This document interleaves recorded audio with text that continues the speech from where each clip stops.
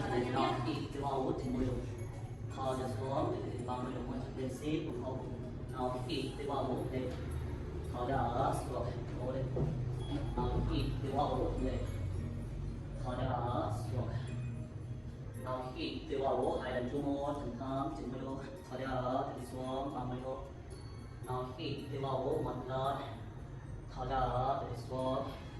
Okay, last one now hít tiêu vào chuẩn bị 1 4 để khôi phục 2 3 4 5 6 thôi để mình bằng được cô lên 1 2 3 4 5 6 lên nào hít thôi để xoay chân 1 2 3 4 5 6 tiếp tục lại cô lên như thế 6 5 4 3 2 1 cố lên từ từ chân thấp hai chân gập nào hít vào đó quay chân nào hít tiêu vào ở đây quay phải nào hít tiêu vào ở đó rồi mình vô được một lần nào hít tiêu vào ở đó last one nào hít tiêu vào ở đây quay trái nên phải 1 2 3 4 5 6 nào hít ở đó rồi mình 1 2 3 4 5 6 nào hít ở đó xuống nào xuống hai chân gập hai chân nữa từ chân phải lên chân phải thoát hai người lên đầu lên nào hít tiêu vào lên vô lên chân nữa ở đó xuống từ chân xuống nào hít tiêu vào lên vô lên hai lên đầu lên vô chân chân phải lên ở đó xuống nào hít tiêu vào chân phải vô lên ở đó xuống nào hít tiêu vào thò ra để xuống nào hít tiêu vào thò ra để xuống nào hít tiêu vào lên thò ra xuống last one nào hít tiêu vào đọc thế chuẩn bị hold is there 1 2 3 4 5 6 thò ra xuống rồi chuẩn bị nào hít tiêu vào lên lên 1 2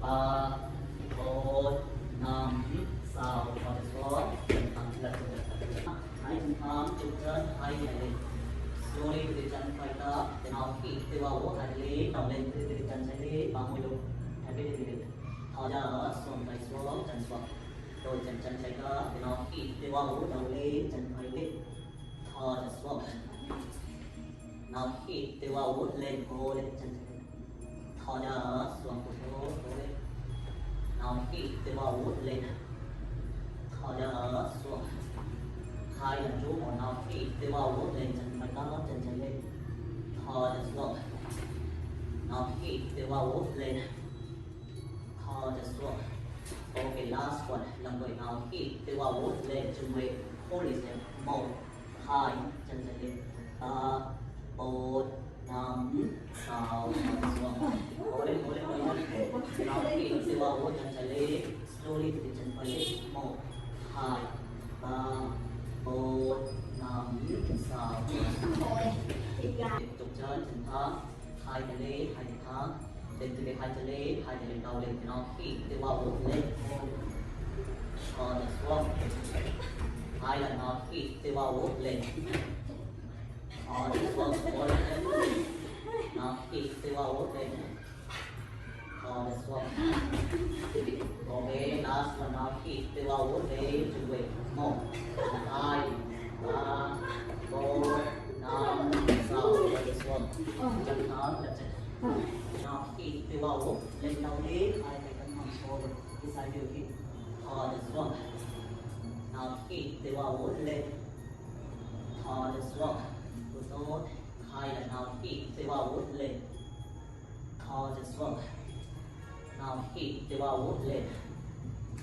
thò ra xuống một lần nào hít tiêu vào thò ra xuống last one nào hít tiêu vào lên chuẩn bị 1 2 3 4 5 6 thò ra xuống slowly hai chân gập từ hai tay sau đó hai chân trái cô lên chân phải thẳng chân trái gập đầu lên quay chạy nó hít vào đó lên chân trái thẳng lên phải tập tiếp cô lên 1 2 3 4 6, 7, 8, 9, 10, 10, 9, 8, 7, 6, 5, 4, 3, 2, 1, 1, 2, 3, 4, 5, 6, 7, 8, 9, 10. Mạnh ơi.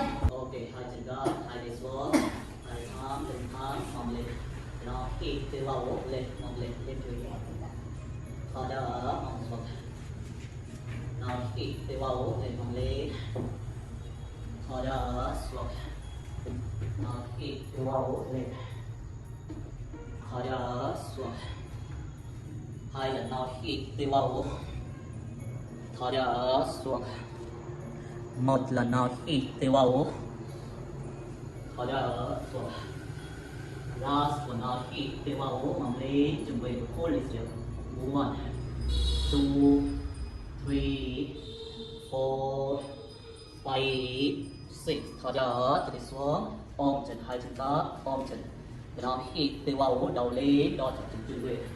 1, 2, 3, 4, 5, 6. Thở ra đầu xuống, hai chân tam đá, now hit. Thở ra bay phái, nên chạy thôi. 1, 2, 3, 4, 5, 6. Now hit the wall. Thở ra đôi bên slowly từ phải trái nên phải chừng về. 1, 2, 3, 4, 5, 6. Now hit the wall. Thở ra hai chân xuống, chân thẳng, lật chân lật trái, rồi làm sẽ thả lắm.